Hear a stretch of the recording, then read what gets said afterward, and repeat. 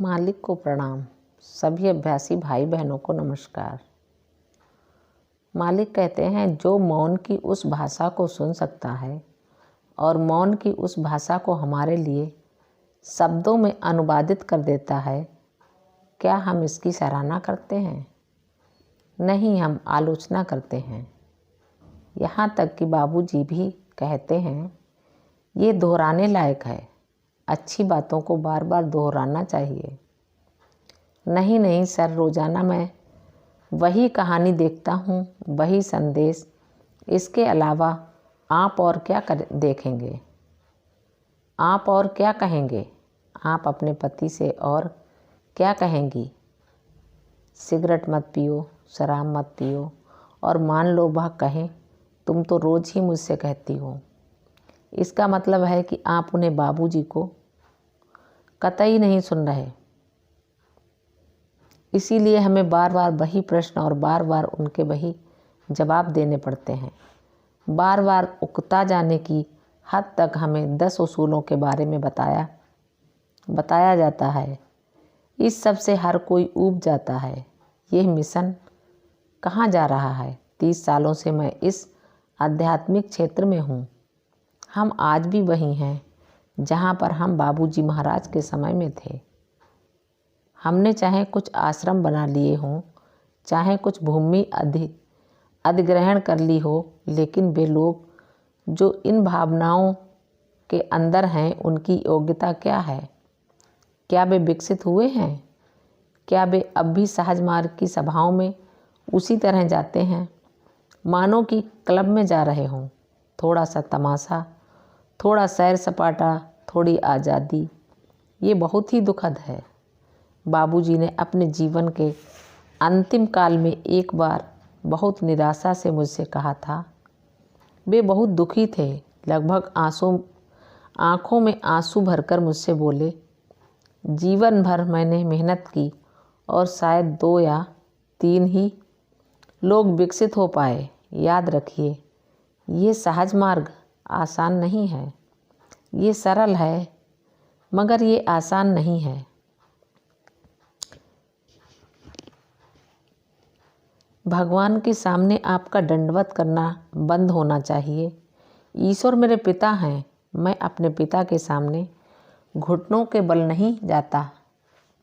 मैं गर्व के साथ अपने पिता के सामने जाता हूँ, जिसे अपने पिता पर गर्व है, और हमें उस संबंध को बनाए रखना चाहिए जिसकी केवल एक कसौटी है कि पुत्र रास्ते से भटक न जाए।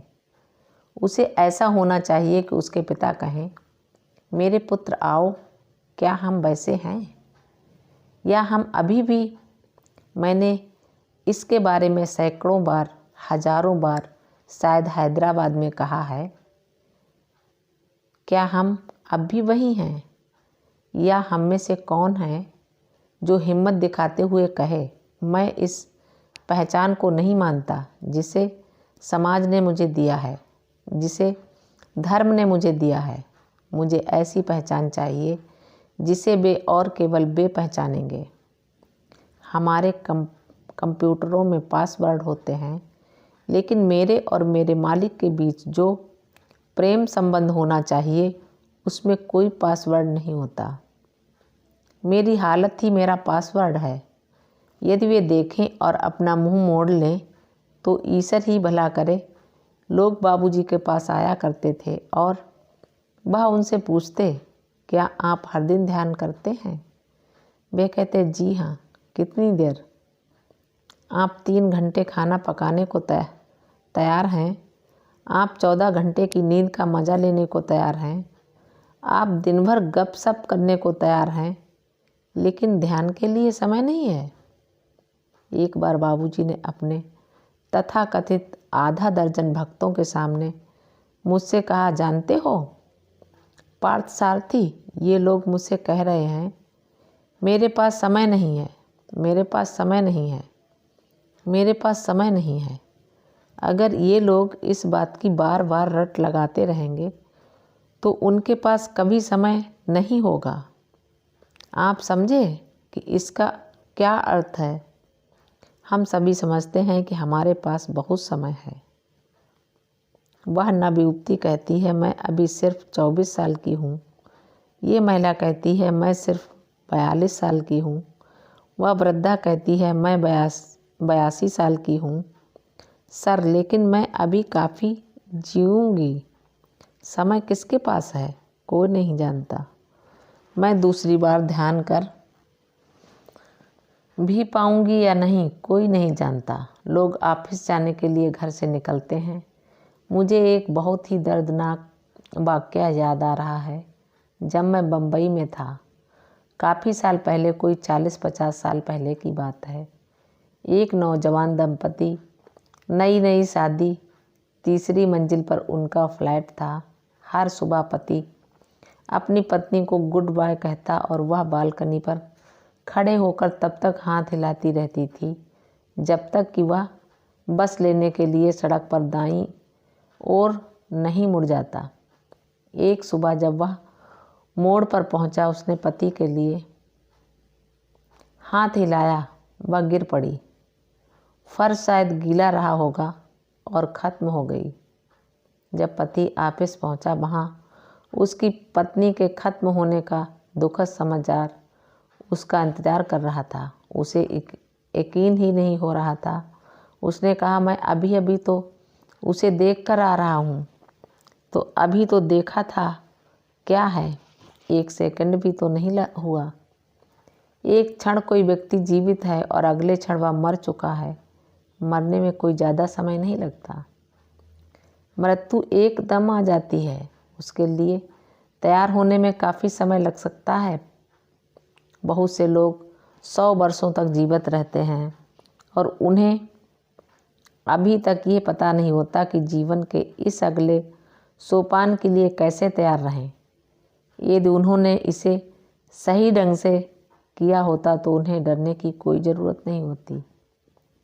हम इस हसीन कल्पना में रहते हैं, मैं स्वस्थ हूँ, मैं यह हूँ, मैं वह हूँ, मैं फला फला की भतीजी हूँ, मैं फला फला की पोती हूँ, मेरा परिवार जिले भर में प्रसिद्ध है। तो क्या हुआ? याद रखें, आपकी आयु भले ही कितनी हो, परंतु यह विचार कि मेरे पास समय है पूरी तरह आत्मविनाशक है। बच्चों की मृत्यु माँ के गर्भ में ही हो जाती है। कुछ बच्चे जन्म के तुरंत बाद मृत्यु को प्राप्त हो जाते हैं। उसके बाद भी बच्चों की मृत्यु कभी भी हो सकती है। यदि ईश्वर की कृपा हो तो वे वृद्ध अवस्था तक पहुँचने पर कालग्रसित होते हैं। हमारे तैयार होने तक मृत्यु प्रतीक्षा नहीं करती। हम स्टेशन जाकर ट्रेन की प्रतीक्षा करने के लिए तैयार हैं। जैसा बाबूजी ने कहा है, सिनेमा देखने के लिए हम 1 घंटा पहले से ही चले जाते हैं।